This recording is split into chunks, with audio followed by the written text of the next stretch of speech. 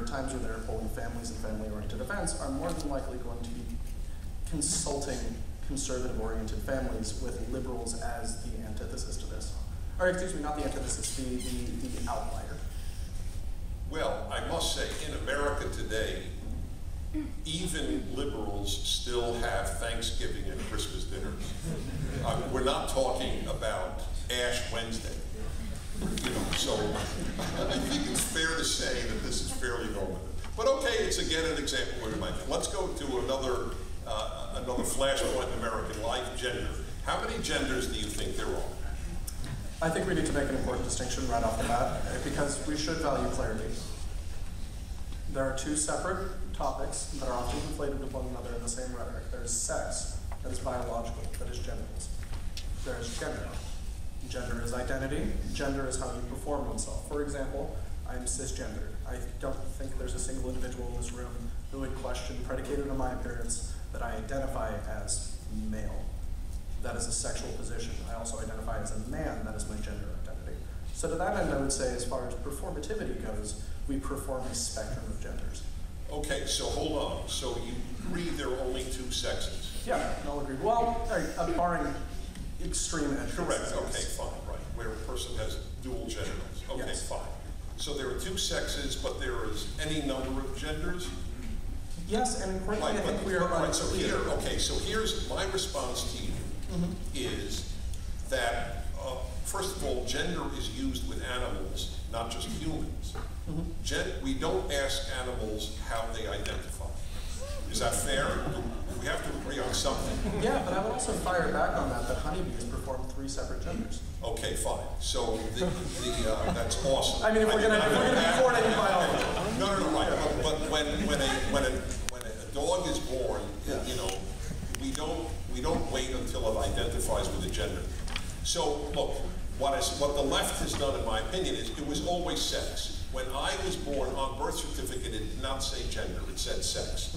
So what the left did, this is just a historical fact, they changed the word, they dropped the word sex, made it gender so as to be malleable. Now, you may not even realize this, but it was always sex. But in any event, fine, whatever your ID. So it is, what do you think of this? In Charlotte, North Carolina, teachers were told, and this is now in many communities around the country, that elementary school teachers, first graders, second graders, do not call your students boys and girls anymore, because that imposes a gender identity. Just call them students.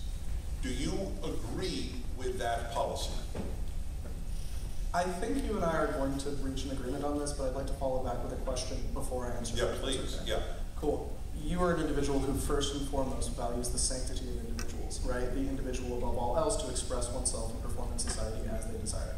Free. Well, it's not above all else, but it is sacrosanct. Yes, it is. The individual is sacrosanct. If an individual feels as though they express a gender that is separate from that which is imposed upon them, do they not then possess the value of, or excuse me, the freedom to express themselves as they feel? Totally. Yeah. One has nothing to do with the other. Calling first graders boys and girls does not negate an adult like Caitlyn Jenner. If I met Caitlyn Jenner, I would refer to Caitlyn as a she. But it might negate individuals in the room who feel that they align with neither. And importantly, I think that is a denial of individuality. Okay, so you think it's a good policy?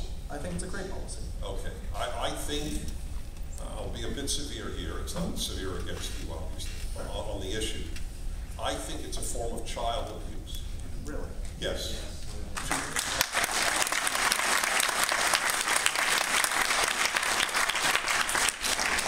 Society has come to the point where, for the sake of a truly, truly tiny, infinitesimally small percentage of the population, we are going to abolish the joyful division of the human species into male and female. We have lost our minds. That's how I look at it. And I think it's unfair to kids. You're not, until you decide, we're not going to tell you that you're a boy or a girl. I think that is abusive to children. I would fire back that I think it's abusive to children to force them to express until such point as they know how they want to express. Okay, so there's a division. Would you want to comment? What is your opinion? I'm just curious. I agree with John. Okay. In that, in some ways, we can't push our own ideas over these individuals. They are perfectly allowed to make the choice whenever they want. Right, but Well, we're talking first graders. So in other words, so the New York subway system has dropped ladies and gentlemen in any of its announcements.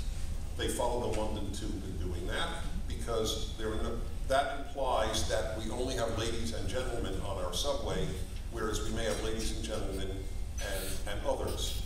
But by the way, what I don't understand is I don't understand this. If I identify with my non-biological gender or sex, it's still only two genders. I don't understand why does ladies and gentlemen, if Caitlyn Jenner is a lady. Yeah. So Caitlyn Jenner has no issue with ladies and gentlemen. So this is an important distinction, and I think this is a lack of clarity that needs to be understood by all of us here. Sex and gender are two things that, while they do correlate with one another because of how we've structured society to do so, they are not mutually determined. Gender does not determine sex, just in the same way that sex does not determine gender. Now, I would retort back, there is an obvious biochemistry associated with genders and genital expression. That's something we can't necessarily... Well, not just genitals. If you have a uterus and a vagina and breasts and produce milk and produce ovaries and have the appropriate chromosomes, we don't have a debate on what you are. Yes. If you have a debate on what you are, I as a human want to respect your inner debate. Yes. I don't have an issue with that, but you are either one or the other. I admit to not being tolerant of I'm both. And therefore dropping this division from all frameworks in society, so I can't even say ladies and gentlemen anymore. So I think that you and I are, again, misunderstanding the concept of gender with regards to one another. Gender, importantly, is determined how you perform your gender. For example, the fact that I'm wearing pants such as I am right now and wearing a suit is performing something that is an inherently, not male, but a man gender expression. The fact that, for example, if I were to choose to grow out masculine facial hair is an expression of being a man. These are socially determined facts. We have ascribed manliness in the same way that a dress is not inherently something that is feminine. Were it that I wore a dress up here, it would only seem sort of weird because we have associated that performativity with being a woman. These are socially determined behaviors. There's a question that I want to pose to you, and that's from an individual issue. You cited the child abuse. Why do you have a problem distinctively with dropping the middle ground between two genders? Because there is no middle ground. I respect an individual who has gender dysphoria. I have a uterus, a vagina, breasts, I produce milk, I produce ovaries, I menstruate, but I identify as a male. And I will dress as a male, and I will do whatever I can to affirm what is generally associated with male, and I'm changing my name to Harry. I will call you Harry and say he, out of respect to you. But I will not, but that doesn't in any way negate that there are men and women, that there is male and female. What we're having today is that there is no male and female. That this is, we're gender fluidity. Now, I agree that sexual orientation fluidity, that's completely separate though. But as to sex, I don't want fluidity in gender. I understand this fluidity in orientation, but I do not believe in fluidity in gender. It does not make a better society to obliterate the male-female distinction. And we may simply differ, and that would be another example of where we differ. But please understand, for those who do believe as I do, which I think common sense and values would both affirm, not you, but those who are doing that are undermining one of the edifices of civilization, that there is male and female. And by the way, I guess we could get to this topic next, as it goes to the religion topic. I admit, I get this value from religion, which for you may well be why it's unworthy of bothering with, but we'll get to that in a moment. But I just want to clarify why some of us think what the left is doing to society is destructive. And I can absolutely understand you coming from that perspective and seeing how it's informed. For the audience, there's this concept in critical literature. It is called epistemology. Epistemology is the field of studying and seeking to understand why it is and how it is we know what we know. In other words, for example, science, the scientific method, is an epistemological approach to understanding the truth. So, is that a clear concept? Yes. I think you and I are unfortunately disagreeing on our epistemological approaches to understanding what gender is. Now, I understand that your opinion has been informed by Judeo-Christian morality and teachings, correct? Right. I was raised Catholic, yes, so. and Western civilization generally. Yeah. So let me ask you, do you have nieces or nephews? No. Okay. If you did, would you be comfortable in saying to a 5-year-old niece or nephew, listen, Samantha, you may feel that you are a girl, but you don't know for sure. You may, in fact, decide you're a boy one day. So, would you say that? I think that's a bit of a straw man argument. Why? I would respond back by saying, look, this child, Samantha, she performs female. We must understand why she played them. You're right. Yep. We ought to interrogate the fact that everything that she is barraged with, everything that she forms herself off of, exists in a gendered binary. Every children's book, every children's show, advertising, even the behavioral language that. Do you feel that's unhealthy? I feel that we ought to interrogate why people form the opinions and thoughts they do. In other words, the episteme that they exist. You're not answering my question. Yes. Is it unhealthy for 99.9% of the humans of our civilization that we do have this binary identity?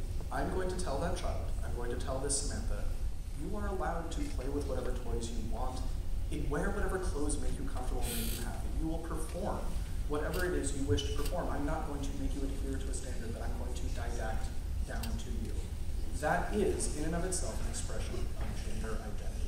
And I think we are limited by our understanding and by our rhetoric to existing. Why are we limited? Why isn't it wonderful?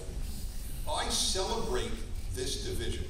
The world is a better place that we have men and women in it. Because if we value the individuals who don't fall within that framework, we would not exclude them implicitly from society. Correct.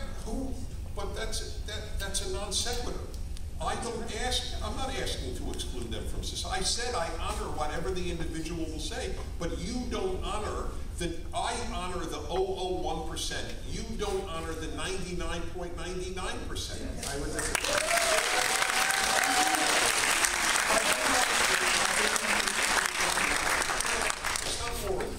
I would argue it's destructive. It's nihilistic. I think we take nothing from these people by trying to include more people in the framework of our society. It takes a huge amount for people to not to call kids boys or girls. Oh no, importantly, you can call anyone whatever you would like. No, you can't. But Teachers are told not to call their kids. There's an important distinction. The teachers are the face of an institution in that context, in the same way that the New York subway, the MTA, is the face of an institution. Yes, These exactly. institutions should value all those who use them. And they should be expressed. Why are you when they are not the face of an institution, they may practice however they want, because they, at the end of the day, have unfettered access to free speech, and that's something you and I can agree on. But insofar as they represent an institution that we all must participate with. Importantly, if you're in New York, you can't avoid the MTA.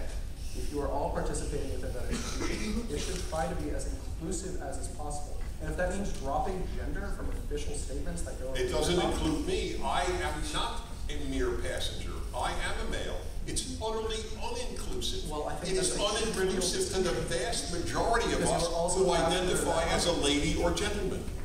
I think that is, I would disagree that nothing is being taken from you there. Of course it is. Don't think that is a primary identity of mine, male, and I don't want it negated. They don't have children. All right, we'll take that later. Anyway. I hope to God I don't have children.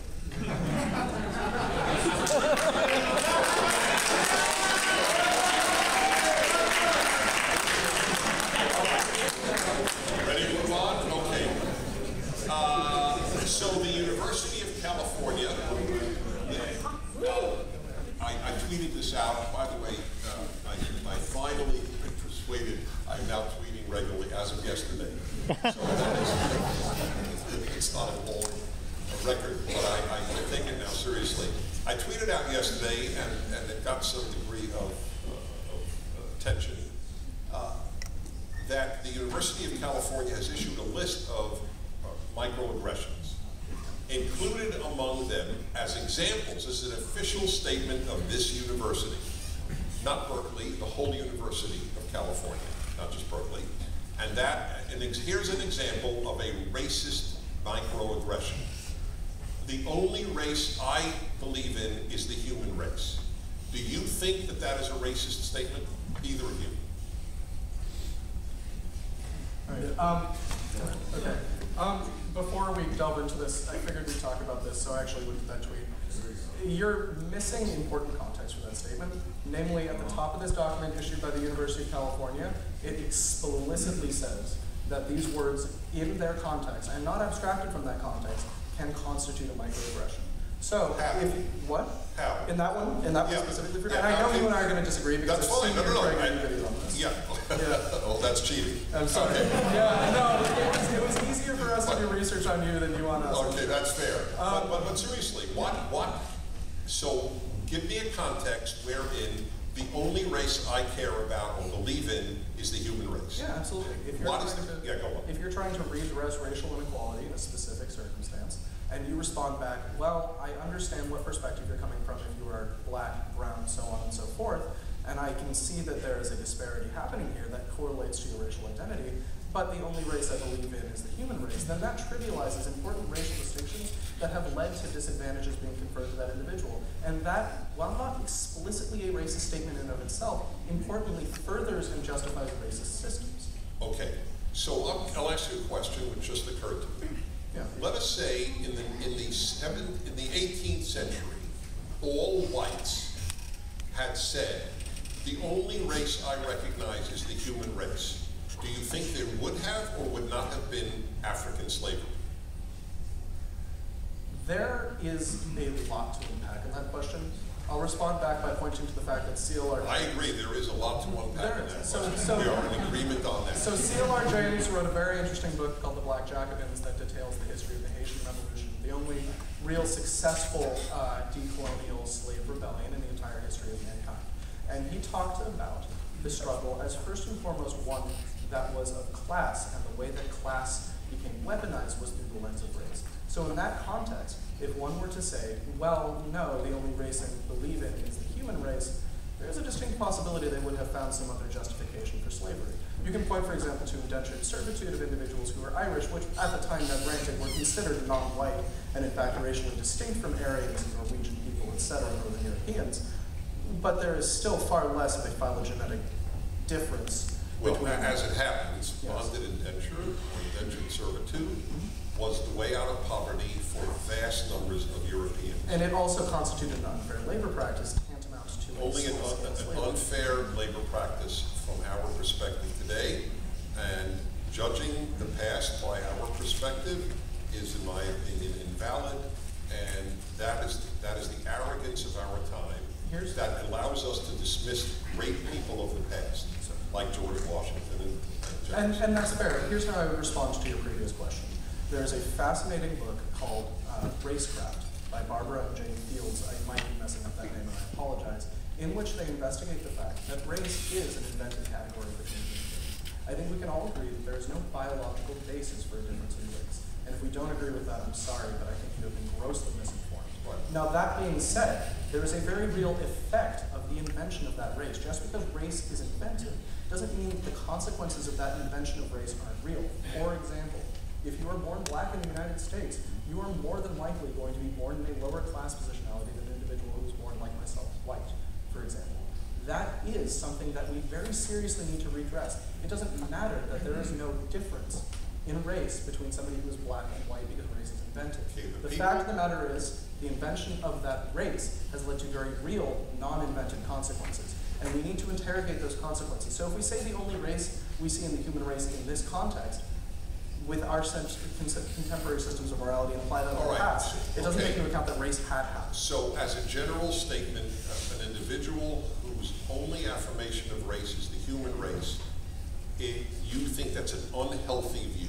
I think you are ignoring important facets of history, and if we had gone back in time and said that, we would be in a much better position, but the fact of the matter is we didn't. So we